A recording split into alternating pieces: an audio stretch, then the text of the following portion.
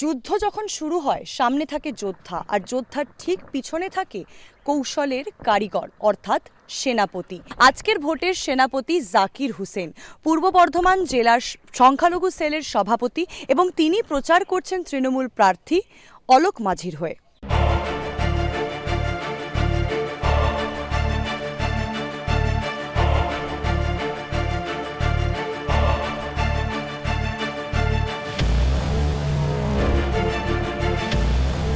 কেমন চলছে প্রচার? প্রচার এখন পুরোদমে চলছে। আমাদের প্রত্যেকটি অঞ্চল প্রায় শেষের মুখে। আজকে লোহাপুর কৃষ্ণরামপুর অঞ্চলের প্রচার আজকে হচ্ছে। আজকে আমরা ঘাগড়া থেকে শুরু করেছি। তো প্রচার বেরিয়েছে আমাদের ঘোষণা হওয়ার পর থেকেই আমাদের ছেলেরা নেমে পড়েছে এবং যেখানে যেখানে বিজেপি ডিস্টার্ব করতে পারে সেই জায়গাগুলো আমরা আমাদের কর্মীদেরকে সতর্ক থাকতে বলেছি। আপনারা বিভাজনের রাজনীতি করেন এটাই বোঝাতে চাইছেন, তাই তো? অবশ্যই আমাদের নেত্রী মমতা বন্দ্যোপাধ্যায় যিনি বলেছেন ধর্ম যার যার, উৎসব সবার। তাই আমরা কোনো একক ধর্মের আমরা নিজে নিজে ধর্ম করবে, কিন্তু কোনো ধর্মকে আমরা ছোট করি না। আমরা সব ধর্মের মানুষকে নিয়ে আমাদের দিদি যেমন চলতে বলেছে, আমাদের দিদির সৈনিকরা সেইভাবেই সব ধর্মকে নিয়েই আমরা চলি এবং কোনো ভেদাভেদ আমাদের মধ্যে নেই। যেটা বিজেপি শুরু করেছে সেটা আমাদের মধ্যে নেই। সকাল থেকে সন্ধে থেকে রাত পর্যন্ত প্রচার, মানুষ কি বলছেন, মানুষের প্রতিক্রিয়া কি দেখতে পাচ্ছেন? প্রতিক্রিয়া মানুষ ঢল নেমে যাচ্ছে, যেখানে যে পাড়ায় যাচ্ছি ঢল নেমে যাচ্ছে। ওরা যেটা বিভাজনের রাজনীতি ওরা করতে চাচ্ছে, যে হিন্দু মুসলিম রাজনীতি, আমরা তো সব থেকে দেখতে পাচ্ছি। আমরা যে এসসি পাড়াগুলো, এই এসসি পাড়াগুলোতে আমরা সব থেকে বেশি মানুষ দেখতে পাচ্ছি এবং বিশেষ করে মহিলাদের উপস্থিতি উল্লেখযোগ্য একবারে। যেখানে যে পাড়াতে ঢুকছি কোনো মহিলা বাড়ির ভিতরে থাকছে না, আমাদের প্রার্থীকে আশীর্বাদ করছে এবং মহিলারা বেরিয়েছে, রাস্তায় বেরিয়েছে, তাদের আশীর্বাদ আমাদেরকে করছে। আপনাদের এই গ্রামের রাস্তাঘাট ভীষণই সুন্দর, স্বাস্থ্য, তারপরে শিক্ষা, তারপরে রাস্তাঘাট নিয়ে উন্নয়নের কোনো প্রকল্পের কথা ভেবেছেন আপনারা এখানে আলাদাভাবে? কিছু তো আছে, আমাদের বিধানসভায় কিছু ইশতেহার আমরা প্রকাশ করেছি। তার মধ্যে 4-5টাকে আমরা অগ্রাধিকার দিয়েছি। বিশেষ করে আমাদের রন্ডিয়া একটা ইকো পার্ক, রন্ডিয়া একটা ট্যুরিস্ট স্পট, ওখানে একটা ইকো পার্ক করার জন্যে আমাদের ইশতেহারে আছে। এবং একটা জলাশয় আছে, একটা ক্যানেলের, আমাদের এই পুরানা ডিবিসি, এই ডিবিসির ওপরে মজে গেছে, সেটাকে পরিষ্কার করে সেখানে আমাদের সেচের ব্যবস্থা প্লাস সেখানে একটা মাছ চাষের ব্যবস্থার জন্য একটা প্রজেক্ট নেওয়া হবে, সেটা আমাদের ইশতেহারে আছে। আপনি বারবার দিদি অর্থাৎ মাননীয় মুখ্যমন্ত্রীর কথা বারবার বলছেন, রাজনীতিতে আসার পেছনে কি তিনি অনুপ্রেরণা? অবশ্যই। আমি নিজে ব্যক্তিগতভাবে কংগ্রেস করতাম, 1989 সাল থেকে কংগ্রেস করছি। কংগ্রেস সেবা দল দিয়ে আমি শুরু করেছি, যেটা সেবা দল, কংগ্রেস সেবা দলের খুব ডিসিপ্লিন ছিল, নিয়মানুবর্তিতা মেনেই আমাদেরকে দলটা করতে হতো। সেটা করে করে আমি যুব কংগ্রেসের সভাপতি ছিলাম। তারপরে 1998 সালে যখন সিপিএমে দোদণ্ড প্রতাপ সিপিএমের আমলে যখন ভয়ে কেউ গ্রাম বাংলায় দাঁড়াতে চাইতো না, তখন আমি পঞ্চায়েতের ইলেক্টেড মেম্বার। 1998 সালের যখন প্রথম তৃণমূলের পঞ্চায়েত ভোট হয়, সেই সময় আমরা ইলেক্টেড মেম্বার। সেটা কিন্তু আমরা 1998 সালে মমতা বন্দ্যোপাধ্যায় যখন তৃণমূল গঠন করে, আমরা মাথায় কাফনের ফেটি বেঁধেই সেদিন কিন্তু আমাদেরকে গ্রাম বাংলায় নামতে হয়েছে দিদির ডাকে সাড়া দিয়ে। তা মমতা বন্দ্যোপাধ্যায়ের ডাকে সাড়া দিয়ে আমরা সেদিন তৃণমূল করতে এসেছিলাম। আমাদের ওই জন্যে কোনো মরণের ভয় নেই। আমাদের অনেকবার মারবার চেষ্টা করেছে কিন্তু পারেনি। কিন্তু কথা হচ্ছে যে ওপরওয়ালা বাঁচিয়ে রাখলে কেউ মারতে পারবে না। আমরা সেই দিদির ডাকে সেই দিনে যেমন সাড়া দিয়েছি, আজও প্রত্যেকটি নির্বাচন থেকে নিয়ে সারা বছর ধরে আমরা মানুষের পাশে দিদি যেমনভাবে বলেন, যেভাবে কর্মসূচি দেন, আমরা সেই কর্মসূচিটাকে সাকসেস করি এবং করার চেষ্টা করি। এবং আমরা তাই দিদির সৈনিক হয়ে আমরা শেষ জীবন পর্যন্ত থাকতে চাই। আমরা রাজনীতি নিয়ে তো অনেক প্রশ্ন করলাম আপনাকে দাদা, নেতা হিসেবে জাকির হোসেনকে তো আমরা চিনলাম, তবে মানুষ হিসেবে জাকির হোসেনকে এবার আমরা একটুখানি খোঁজার চেষ্টা করব। অবসর সময় কি করেন আপনি? অ্যাকচুয়ালি 1989 সাল থেকেই আমি হোল টাইমার। আমার লাইফটা, আমার যৌবন, আমার কৈশোর আমি শুধু প্রথমে কংগ্রেস পার্টিতে, পরে তৃণমূলে আমি কাটিয়ে দিয়েছি। বই পড়ার সময় পান বা সিনেমা দেখার সময় পান? Bangla cinema, Hindi cinema? বা সিনেমা আগে দেখার প্রবণতা ছিল, এখন আর সিনেমা দেখার নেই। আগে যখন সিনেমা দেখতেন তখন প্রিয় নায়ক কে ছিলেন? আমার বাংলায় প্রিয় নায়ক উত্তম কুমার, আর হিন্দির প্রিয় নায়ক ছিল আমার অমিতাভ বচ্চন। সংখ্যালঘু সেলের সভাপতি হিসেবে আপনার কি মনে হয় এই মুহূর্তে আপনাদের এলাকায় সংখ্যালঘু সমস্যা সবথেকে বেশি কি রয়েছে? আমাদের এখানে সংখ্যালঘুর সমস্যা, সংখ্যালঘুরা এখন ভালো আছে দিদির আমলে। কতদিন ভালো থাকবে জানি না, কেন্দ্র সরকার কতদিন ভালো রাখতে দেবে। তৃণমূল কংগ্রেসের একটা গান এখন খুব ভাইরাল হয়েছে, যতই করো হামলা আবার জিতবে বাংলা। হামলাটা করছে কে, কি মনে হয়? খুব সময় উপযোগী স্লোগান। হামলা কে করবে? কেন্দ্র সরকারের যে জুমলা পার্টি আছে বিজেপি সরকার, আমি বললাম বিজেপি হামলা করার চেষ্টা প্রত্যেকটা এলাকাতে করছে। আমাদের যখন ভোট শুরু হয় আমাদের প্রার্থী নিজে দাঁড়িয়ে থেকে ওই জোড়া ফুলের চিহ্ন মুছে দিয়ে সেখানে বিজেপি চিহ্ন লিখে দিয়েছিল। প্রথম শুরু করেছিল সে নিজের ভোট শুরু হবার আগেই। তার ওরা চাচ্ছে, বিজেপি চাচ্ছে যে এলাকায় একটা অশান্তি আগে সৃষ্টি করে দিই। তারপরে বিভিন্ন যে জায়গায় যাচ্ছে সেখানে শুধুমাত্র একটা সম্প্রদায়কে আক্রমণ করে এমন বিদ্বেষমূলক কথা বলছে যেখানে হয়তো ঝামেলা লেগে যেতে পারে। বিরোধী হিসেবে আপনি বারবার বিজেপিরই উল্লেখ করছেন, আর কোনো বিরোধী কি আপনার মনে হয় না অতটা শক্তিশালী এইখানে গলসি? না, সেরকম নেই। এখানে কংগ্রেস বা সিপিএম সেভাবে শক্তিশালী নয়। ফার্স্ট আমরা হব, সেকেন্ড থার্ড ফোর্থ কে হবে সেটা নিয়ে আমাদের কোনো মাথা ব্যথা নেই। ধন্যবাদ। আমাদের সঙ্গে ছিলেন জাকির হোসেন এবং কিছুক্ষণের মধ্যে কিন্তু শুরু হবে প্রচারে কি হচ্ছে তুলে ধরবো আপনাদের জন্য।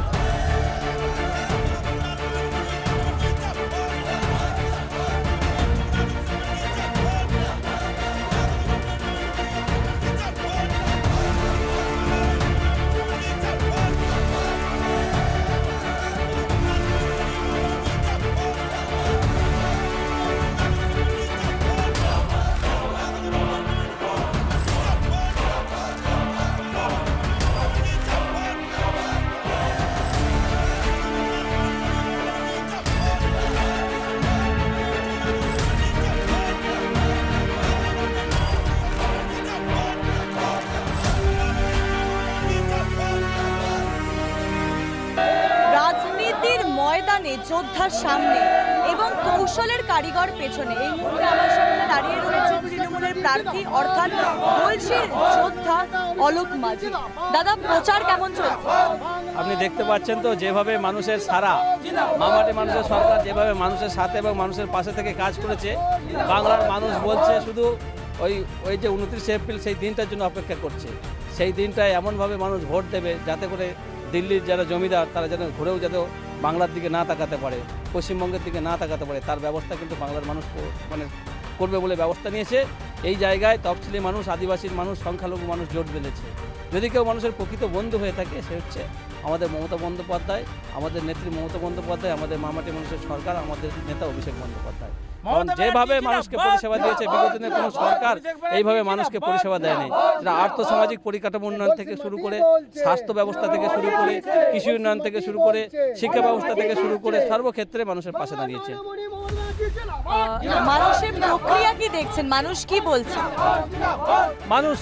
মানুষ প্রত্যেকেই বলছে যেভাবে কেন্দ্র সরকার মানুষকে বিভ্রান্ত করেছে, কখনো নোটবন্দি করে, কখনো দেখা যাচ্ছে এসআইয়ের নাম করে, কখনো হচ্ছে আধার কার্ডের নাম করে, কখনো প্যান কার্ডের নাম করে, এইভাবে যে মানুষকে বিভিন্ন সময় বিভ্রান্ত করেছে, মানুষকে সবসময় মিথ্যা কথা বলেছে। কখনো বলেছে 15 লক্ষ টাকা আমরা অ্যাকাউন্টে পৌঁছে দেবো, কখনো বলেছে আমরা 2 কোটি বেকারের কর্মসংস্থান করব, কখনো আবার বলেছে বিদেশ থেকে কালো টাকা উদ্ধার করব। একটাও প্রতিশ্রুতি কিন্তু পালন করেনি, সবটাই মিথ্যা প্রতিশ্রুতি। এখন বর্তমানে বলছে নাকি 3000 টাকা করে লক্ষ্মীর ভাণ্ডার তারা দেবে। আমি মনে করি যে 3000 টাকা লক্ষ্মীর ভাণ্ডার তাদের দেওয়া উচিত। তারা তো কেন্দ্রে বসে আছে, আবার নতুন করে আলাদা করে তো এটা প্রতিশ্রুতি দেওয়ার কোনো দরকার নেই। কিন্তু যেহেতু পশ্চিমবঙ্গে মামাটি মানুষের সরকার আছে, লক্ষ্মীর ভাণ্ডার সাধারণের জন্য 1500 টাকা, এসসি এসটির জন্য 1700 টাকা করেছে। ভোটের সময় তারা ভোট পাখি হিসাবে মানুষকে মিথ্যা প্রতিশ্রুতি দিচ্ছে। এই মিথ্যা প্রতিশ্রুতি তাদের কার্যকরী হবে না। আপনি তো ভোটের যোদ্ধা বটে, তবে আপনার পিছনে যে কৌশলের কারিগর রয়েছেন জাকির হোসেন, আপনার সঙ্গে বরাবর প্রচার করে এসছেন, ওনার সম্বন্ধে কি বলতে চান? শুনুন, জাকির দা একজন কি বলবো কিং মেকার। উনি 2016 সালে আমি এই বিধানসভায় প্রতিদ্বন্দ্বিতা করেছিলাম, আমি জিতেও ছিলাম। সেই সময় আমার সঙ্গে ছিলেন। উনি বর্তমানে পূর্ব বর্ধমান জেলার সংখ্যালঘু সেলের সভাপতি। তাই ওনার জেলার রাজনীতির ক্ষেত্রে ওনার একটা দায়িত্ব থেকেই যায়। যেমন 16টা বিধানসভায় ওনার দায়িত্ব আছে, প্রত্যেকটা 16টা বিধানসভায় উনি যেমন মুভমেন্ট করছেন, তার সাথে সাথে যেটা নিজের ওনার কেন্দ্র 274 গলসি বিধানসভা কেন্দ্র, যেহেতু ওনার এটা হোম বিধানসভা অ্যাসেম্বলি, সেই জায়গায় এটা তো আলাদা ওনার তো গুরুত্ব আছে, সেই জায়গায় তো গুরুত্ব থাকবে এবং গুরুত্ব দিয়ে কাজটা করছে, এটা নিশ্চিত।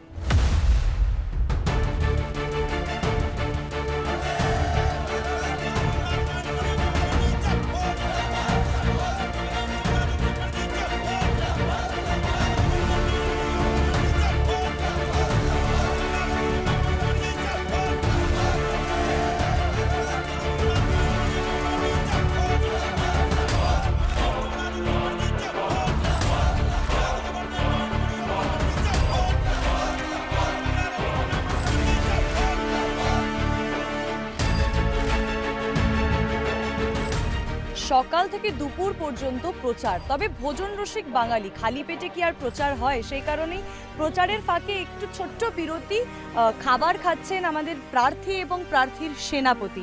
কি রয়েছে দাদা মেনুতে? আজকে মেনুতে আছে আমাদের মাছ আছে, আমার অঞ্চল সভাপতি তার পুকুরের মাছ, তার চাষের মাছ, সেই মাছ আজকে ধরে আজকে আমাদের সব ছেলেরা খাচ্ছে। আর আছে আলু পোস্ত, ডাল, চাটনি এবং চিকেন আছে। যে যেটা খাবে খেয়ে আজকে আমরা আবার পুনরায় আমাদের সেকেন্ড হাফের প্রচার শুরু করবো আর কি।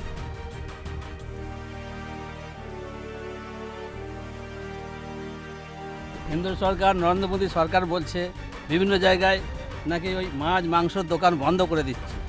তার জন্য আমরা যে বাঙালি, তাই আমরা বেশি বেশি করে মাছ খাচ্ছি। যে আমরা মাছ ছাড়া আমাদের চলে না, Right. বাঙালির হচ্ছে মাছে ভাতে বাঙালি, তাই মাছ আমাদের প্রিয় খাদ্যের মধ্যে একটা।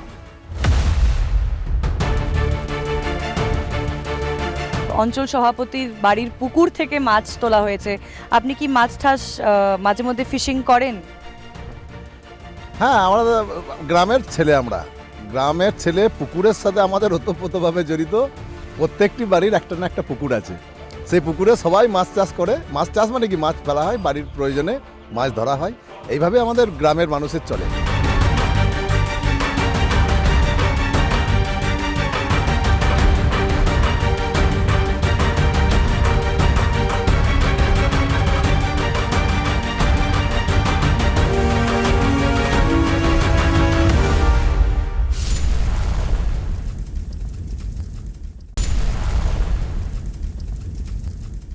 দাদার টানা প্রচার, মাঝখানে খাওয়া দাওয়া তো হলো, আবার একটু তোমার সঙ্গে আড্ডায় বসলাম, এবার আবার প্রচার। এই এই রহস্যটা কি তোমার এনার্জির পেছনে? দিন রাত প্রচার করে চলেছো। রহস্য বলতে আমরা হচ্ছি, আমাদের হচ্ছে দলন্ত প্রাণ। আমরা দিদির সৈনিক এক নম্বর। আর আমাদের বাংলার যে সেনাপতি, সেই সেনাপতি হচ্ছে আমাদের অভিষেক ব্যানার্জি। আমাদের যে ভোকাল টনিক আমাদেরকে দিয়ে দিয়েছেন বিভিন্ন ভিসির মাধ্যমে, বিভিন্ন আমাদের অর্ডার যেটা দিয়েছেন আমাদের কর্মীদেরকে, অর্থাৎ আমাদের এটা থাকবেই। আমরা অভিষেক ব্যানার্জি মানে আমাদের এই নিচু স্তরের যত কর্মী আছে, আমাদের উনিই হচ্ছেন এনার্জি। অতএব এই এনার্জিটা আমাদের থাকবে। এই এনার্জি আপনারা আমাদের মানে রক্ত থাকতে, শেষ রক্তবিন্দু থাকতে এনার্জি থাকবে। কারণ হচ্ছে আমাদের এই লড়াই কঠিন লড়াই। এই লড়াই আমাদেরকে এমন একটা দলকে হারাতে হবে, যে দল একটা কালো মেঘ আমাদের উত্তর ভারত থেকে আমাদের বাংলায় ঢুকতে চাচ্ছে, যে বাংলার সংস্কৃতি, সম্প্রীতি, বাংলার কালচার সমস্ত কিছু নষ্ট করে দেওয়ার চেষ্টা করছে। আমরা বাংলার সৈনিক। এই বাংলা বিরোধী যে শক্তিটা আছে, সেই শক্তিটাকে রোখার জন্য আমাদের দলের সেনাপতি যে অর্ডার দিয়েছেন, আমরা সেই অর্ডার মানে একবারে 4 তারিখ পর্যন্ত, 4 তারিখ যতক্ষণ না রেজাল্ট আউট হচ্ছে, একদম ইভিএম মেশিন গার্ড থেকে নিয়ে, ভোট থেকে নিয়ে ইভিএম মেশিন গার্ড পর্যন্ত আমাদের এই এনার্জিটা বহাল থাকে।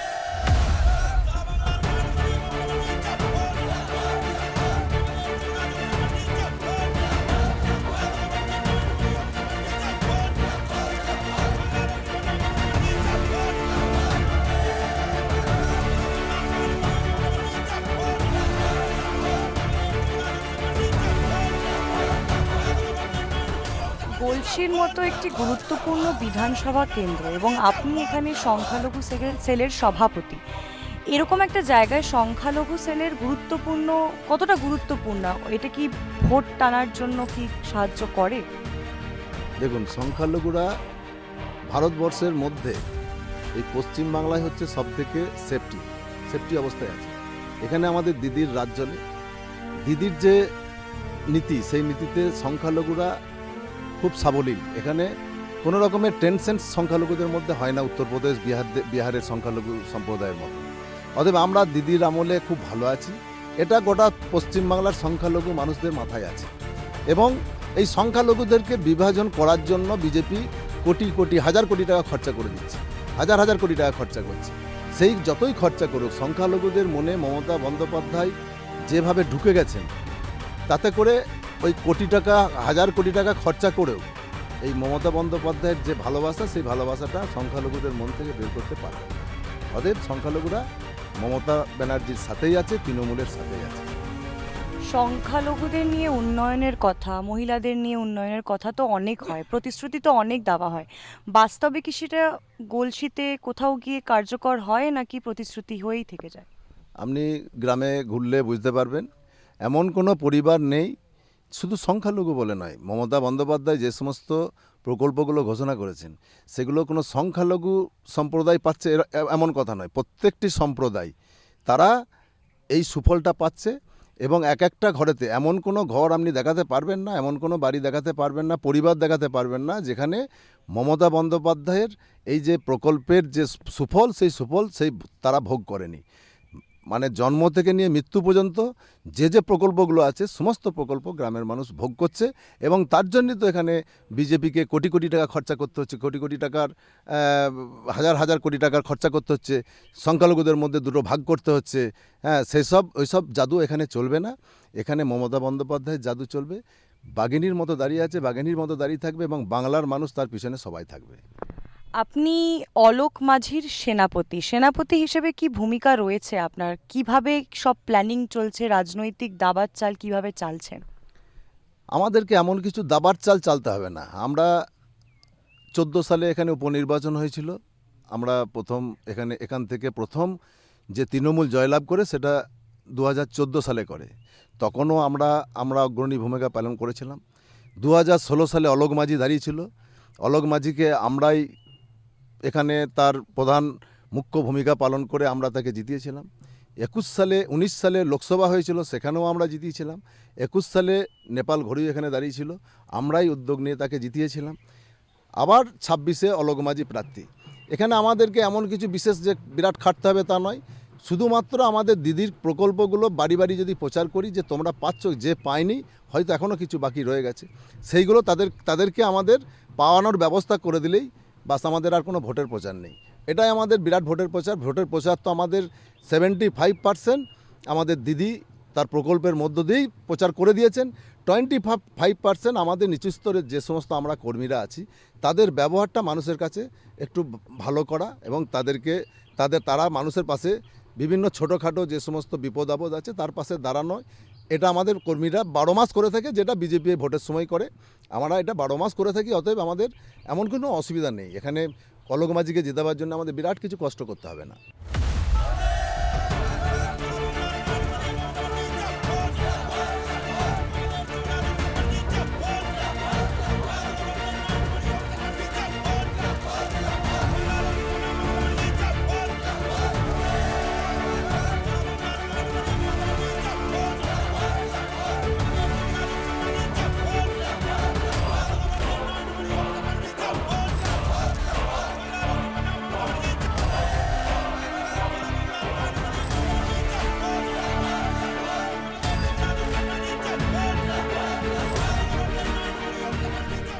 জেতার জন্য বিরাট কোনো কষ্ট করতে হবে না, এই কথাটা বলছেন, এতটাই আত্মবিশ্বাসী বলেই কি সবুজ আবিরটা আজকেই ফল ঘোষণার আগেই মেখে নিয়েছেন?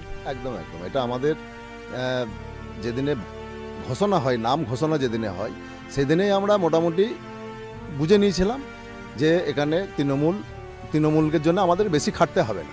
কারণ হচ্ছে যে এই অলোক মাঝি এর আগেও 16 সালে প্রার্থী ছিলেন এখানে, কোনো কারণে তাকে আবার নিয়ে যেতে হয়েছিল জামালপুরে। তিনি ফের এসছেন 16 থেকে 21 অলোক মাঝি এখানে খুব ভালো কাজ করেছে এবং মানুষের সাথে, সবথেকে বড় কথা অলোক মাঝিরও একটা গুণ ভালো আছে, যেটা হচ্ছে মানুষের সাথে সংযোগটা বিরাট ছিল এবং ছোটোখাটো কোনো অনুষ্ঠানেও অলোক মাঝি সেখানে চলে যায়। তাই অলোক মাঝি যেই শুনেছি যে অলোক মাঝি দাঁড়িয়েছে, তখনই আমরা নিশ্চিত হয়েছিলাম যে এটা আমরা 100%, আর আমাদেরকে অতটা কষ্ট করতে হবে না, এমনি জিতবো আমরা। অতএব এটা আমাদের অহংকার বলুন, সেটা আমাদের আছে, সেটা দিদির জন্য আছে, দিদির প্রকল্পের জন্য আছে এবং আরেকটুকু যেটা কৃতিত্ব পাবে সেটা অলোক মাঝি তার নিজস্ব ক্যারিজমাতেও আছে।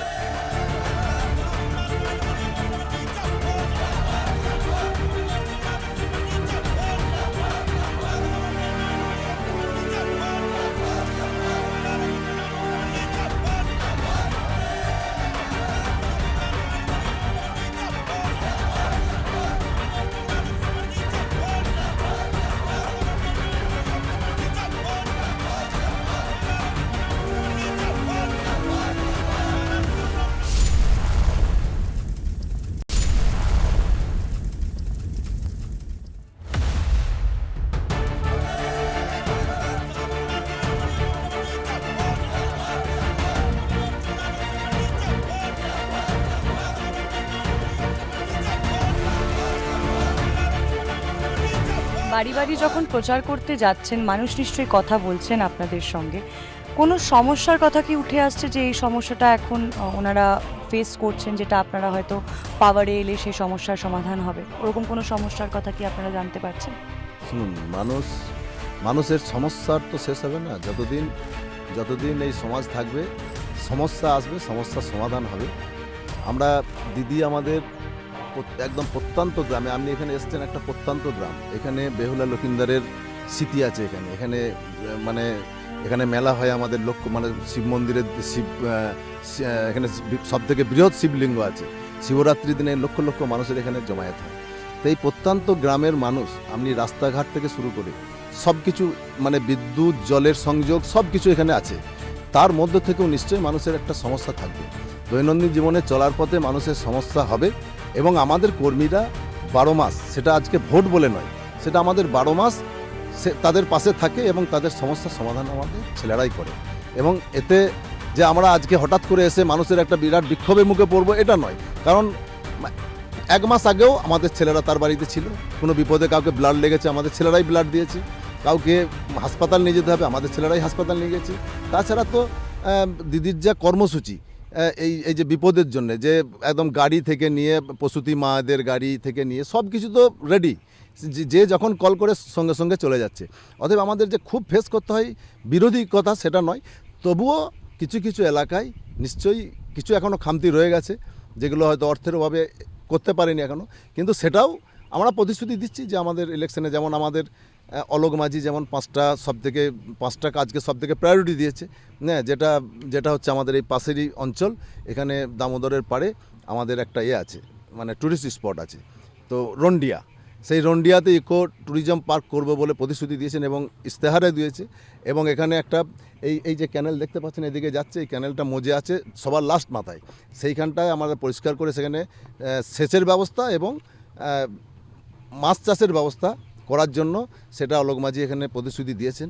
এখানে আমাদের হসপিটালও আছে, সেটা আমি আগেও আপনাদেরকে বলেছি। হসপিটালটাও আমাদের দুর্গাপুর এবং বর্ধমানের মাঝে NH-এর ওপরে হসপিটাল, পুরসা হসপিটাল, সেই হসপিটালে একটা ট্রমা কেয়ার করার জন্য আমাদের প্রতিশ্রুতি দেওয়া হয়েছে।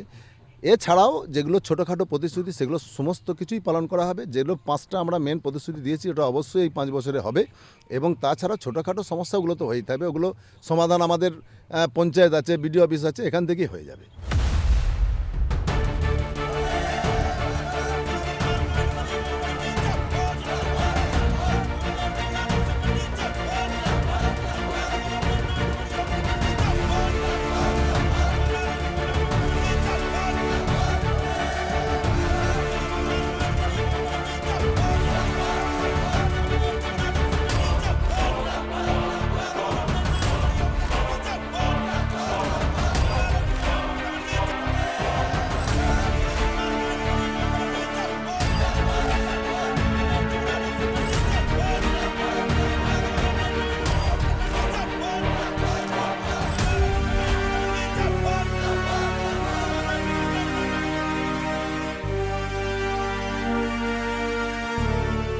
আপনার বাড়িতেও তো একজন, আপনি বললেন যে আপনার সন্তান রয়েছে, ছেলে রয়েছে, যুব সমাজের একজন অংশ।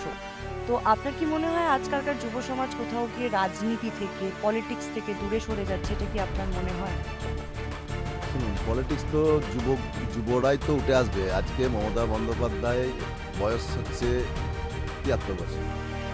তিনি তো যুব সমাজকে তুলে আনার জন্যে বিভিন্ন রকম প্রকল্প করছেন, যুব সাথী করে, যুবক ছেলেরা যাতে, যারা পড়াশোনা করছে, সামান্য হাত খরচাটাও যেন তাদের হয়, তাদের কথা চিন্তা করছেন। এবং আগামী দিনে আপনারা দেখতে পাবেন যে নেতৃত্ব তুলে আনছে, সেই নেতৃত্ব কিন্তু যুব সমাজ থেকে উঠে আসছে। একটা পিঢ়ি শেষ হবে, আবার একটা পিঢ়ি এর হাল ধরবে। এবং তার জন্য তো আমাদের যুবরাজ, আমাদের অভিষেক ব্যানার্জি, তিনি সেই হালটা ধরে নিয়েছেন, অলরেডি ধরে নিয়েছেন। তিনি যুব সমাজকে এককাট্টা করার জন্য যেখানে যেখানে অভিষেক বন্দ্যোপাধ্যায় যাচ্ছেন, সেখানে যুব সমাজের মানে একটা ঢল পড়ে যাচ্ছে সেখানে। অতএব ওই যুব সমাজের ঢলকে ধরে রাখার যে অঙ্গীকার, সেটা আমাদের সেনাপতি নিয়েছেন। এবং এটা আমি মনে করি না যে যুব সমাজ সরে যাচ্ছে। যুব সমাজ প্রতিবাদী হবে যে এখানে বাংলার কালচারটা থাকবে কি না, যদি বাংলার যে কৃষ্টি কালচার, বাংলার যে আমরা মাছ ভাত খেতে পাবো কি না, আমরা আমাদের মন মতো খেতে পাবো কি না, এটা যুব সমাজ সবথেকে আগে উপলব্ধি করবে। এবং যারা এর বিরোধিতা করছে এবং সর্বোপরি যারা বাংলার বিরোধিতা করছে, বাঙালির বিরোধিতা করছে, বাংলা কথা বললেই যাদেরকে মারা হচ্ছে, সেই যে দলের বিরুদ্ধে কিন্তু যুব সমাজ গর্জে উঠেছে এবং সেই প্রতিবাদ করছে বলেই তো আজকে এক একটা প্রচারে, এক একটা মিটিংয়ে এই হাজার হাজার ছেলে এসে হাজির হচ্ছে এবং সেখানে আপনি দেখবেন মহিলা এবং যুব দুজনাই সেখানে উপস্থিত আছে।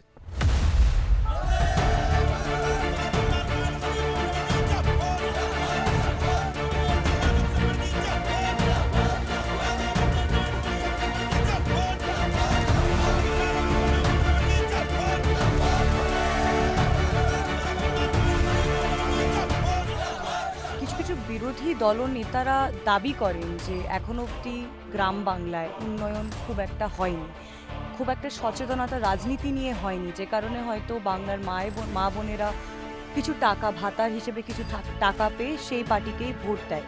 এসব দাবি করা হয় অনেকবার, বহুবার চ্যানেলে করা হয়, সোশ্যাল মিডিয়ায় করা হয়।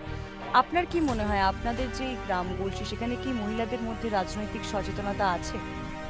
অবশ্যই আছে, রাজনৈতিক সচেতনতা তো অবশ্যই আছে এখানে। মহিলারাও আজকে কোন মহিলা পাবেন যে মাধ্যমিক পাস নেই? এখনকার যে মেয়েরা, সেই মেয়েদেরকে মাধ্যমিক পাসের নিচে কেউ নেই। শিক্ষায় তারা সব থেকে বেশি এবারে মাধ্যমিক পরীক্ষা দিয়েছে আমাদের, বলছে এক নম্বরে সেটা হচ্ছে মেয়েরা। তো মেয়েদের হার কম নেই, শিক্ষার হার যখন কম নেই তখন তাদের চেতনা থাকবেই, শিক্ষাই চেতনা আনবে। অর্থাৎ শিক্ষা যখন বেশি আছে, মেয়েদের চেতনাটাও বেশি আছে। আর যে সমস্ত গৃহবধূরা যারা আছেন, আমাদের মমতা বন্দ্যোপাধ্যায় এই যে গ্রুপ তৈরি করেছেন, এই যে স্বয়ম্বর গোষ্ঠী, তাদেরকে স্বয়ম্বর করার জন্য বিভিন্ন প্রকল্প যে সমস্ত গ্রাম বাংলায় পৌঁছে দিয়েছেন, সেই প্রকল্পের মাধ্যমে আপনি যেখানে যেখানে যাবেন, পোলট্রি ফার্ম থেকে নিয়ে হ্যান্ডলুমের কাজ, বিভিন্ন রকমের কাজ আপনি গ্রামে দেখতে পাবেন, যারা কিন্তু এই স্বয়ম্বর গোষ্ঠী মেয়েরাই করছে এবং সেখান থেকে তারা স্বয়ম্বর হচ্ছে।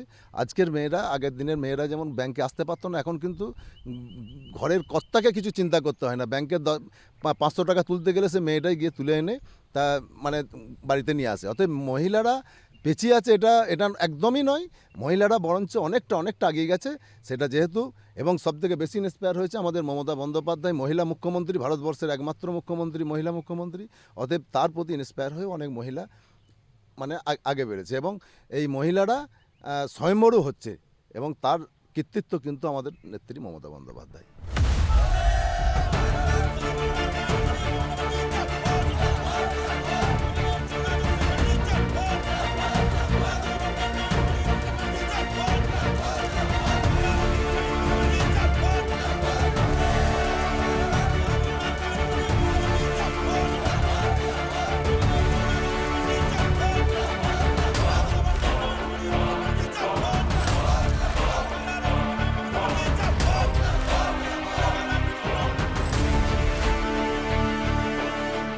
আপনার সঙ্গে তো অনেক কথা বললাম, এবার এক কথায় কথা বলবো, একটা খেলা খেলবো আপনার সঙ্গে। খেলাটার নাম রাজনীতির দাবাত চাল। আপনাকে এক কথায় উত্তর দিতে হবে। আমি আপনাকে একটা করে প্রশ্ন করব বা একটা করে চয়েস দেব, আপনাকে নয় চুজ করতে হবে, নয় এক কথায় উত্তর দিতে হবে। রাজনীতি আপনার জন্য কি? আমার জন্য নেশা। জয় নাকি বিতর্ক, কোনটা পছন্দ আপনার? আমার বিতর্কের মধ্যে জয়। জয় না সংগ্রাম? সংগ্রাম করে জয় করা আমার। মাইক না মাটির মানুষের কাছে গিয়ে প্রচার? মাটির মানুষের কাছ থেকে নিয়েই আমি মাইক ধরতে চাই। একদিনের জন্য প্রার্থী হলে কি কি করতেন? প্রার্থী হলে যে সমস্ত কাজ এখনো বাকি আছে, সেই বাকি কাজগুলো করার চেষ্টা করতাম এবং সবথেকে আমি যুব সমাজকে উদ্বুদ্ধ করতাম, যুব সমাজ যেন আরও বেশি করে এগিয়ে আসে এবং বাংলাকে যেন বাঁচাই, বাংলা বিরোধীদের হাতে যেন বাংলাটা চলে না যায়, সেই আহ্বান করতাম। এবার খুব কঠিন একটা প্রশ্ন করতে চলেছি আপনাকে। মমতা বন্দ্যোপাধ্যায় না অভিষেক বন্দ্যোপাধ্যায়? মমতা বন্দ্যোপাধ্যায়ের অনুপ্রেরণা, মমতা বন্দ্যোপাধ্যায়ের ভালোবাসা, মমতা বন্দ্যোপাধ্যায় আমাদেরকে যে স্নেহ করেন, সেই স্নেহ নিয়ে অভিষেক বন্দ্যোপাধ্যায় তার যে দক্ষ প্রশাসনিক ক্ষমতা, সেই ক্ষমতাকে কুর্নিশ জানিয়ে আমরা আগে বাড়তে চাই। শেষ প্রশ্ন, গলসির জন্য একটা স্বপ্ন, বাস্তবে তো অনেক কিছু হয়েছে শুনলামই, তবে একটা কি স্বপ্ন রয়েছে যেটা এখনো বাস্তব হয়নি, আপনি করতে চান? বাস্তব হয়নি এরকম যে একদম নেই তা নয়, অনেক কিছুই আছে এখনও। আমি রাস্তাঘাট ছেড়িয়ে দিলাম, রাস্তাঘাট সব প্রায় হয়ে গেছে। আমাদের সবথেকে বড় কথা, এখনও যারা শিক্ষায় পেঁচিয়ে আছে, শিক্ষায় যারা মাঝ রাস্তা থেকে ছেড়ে দিচ্ছে, আমি চাই যে তারা শিক্ষাটা চালিয়ে যাক। শিক্ষার জন্যে আমাদের দল, আমাদের সরকার যে সমস্ত ফ্যাসিলিটি দিয়েছে সেই ফ্যাসিলিটিগুলো গ্রহণ করে আরও বেশি বেশি করে মানুষ শিক্ষিত হোক, আর শিক্ষিত হলেই সমাজটা আমাদের উন্নত হবে। অতএব শিক্ষার প্রতি শিক্ষা বেশি করে নেওয়ার আহ্বান জানিয়েই আমি এটা বলবো যে এটাই আমাদের এখনও খামতি আছে। এখনও অনেক শিক্ষায় আমরা আমাদের গ্রাম বাংলায় একদম যারা এসসি এসটি ঘরের মহিলা, মাইনরিটি ঘরের মহিলা কি ছেলে মেয়ে সকলেই একটু বড় হলেই কাজে লেগে পড়ে, মাধ্যমিক পাস করেই কাজে লেগে পড়ে। আমি চাবো যে তারা উচ্চ শিক্ষায় শিক্ষিত হোক, এটাই আমার চাওয়া। আপনার সঙ্গে অনেক গল্প করলাম, প্রচারের সময় প্রায় চলে আসছে, আপনি কিছুক্ষণের মধ্যে প্রচারে বেরোবেন। তবে একটা কবিতা না শুনে তো যেতে দেওয়া যায় না। আপনি শুনলাম যে আপনি খুব সুন্দর আবৃত্তি করেন, খুব সুন্দর কবিতা বলেন, একটা ছোট কবিতা কি হবে? আমি কবিতা খুব ভালো বলতে পারি না, ওটা নয়। আমি একটা ছোট্ট গান আমি দিচ্ছি হিন্দিতেই বলছি। खेले कूदे हंसे गाए बड़े आगे आगे, तीनों मुल्क का सैनिक है हम देश के दुलारे है हम देश के दुलारे, ममता दी का सैनिक है हम देश के दुलारे। ऊंचा नीचा भेद ना कोई, यहाँ ना छोटा बड़ा ना कोई, भारत माँ के बच्चे हैं हम भाई बहन सारे, ममता दी का सैनिक है हम देश के दुलारे।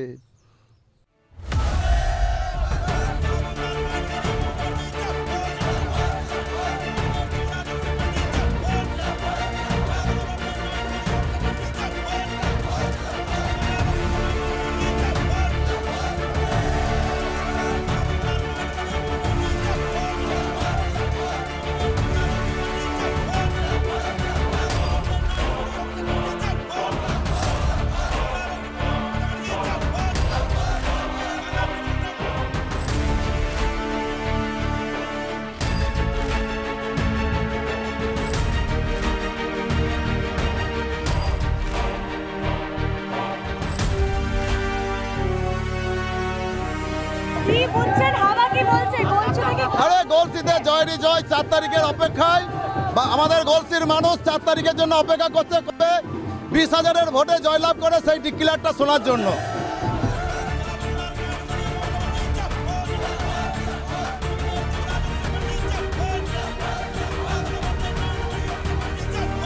গ্রামের মেঠো পথ, সন্ধ্যা ছুঁই ছুঁই, প্রচারও প্রায় শেষের দিকে। আমাদের আজকের সেনাপতি ফিরেছেন বাড়ি, তবে আমাদের বিশ্রাম নেই। কাল ভোটের সেনাপতিকে খুঁজতে আমরা কোথায় গিয়ে পৌঁছচ্ছি জানতে হলে দেখতে হবে কলকাতা টিভি। ক্যামেরায় দিলীপ রয় এবং আমজাদ আলী শেখের সঙ্গে আয়ুষী। কলকাতা টিভি, রাত দিন 7 দিন।